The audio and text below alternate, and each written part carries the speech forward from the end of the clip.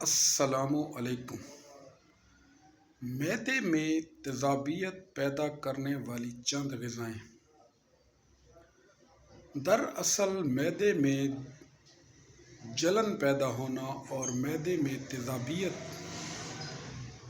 Gastro اسوفیگل reflex disease کی علامت ہے، جسے ہم میڈیکل کی زبان میں گرڈ کہتے ہیں۔ ایسی غذائیں جو معدے میں تیزابیت پیدا کرنے کا باعث بنتی ہیں: چائے، کافی، مرغن مسالہ جات، تمباکو نوشی، شراب نوشی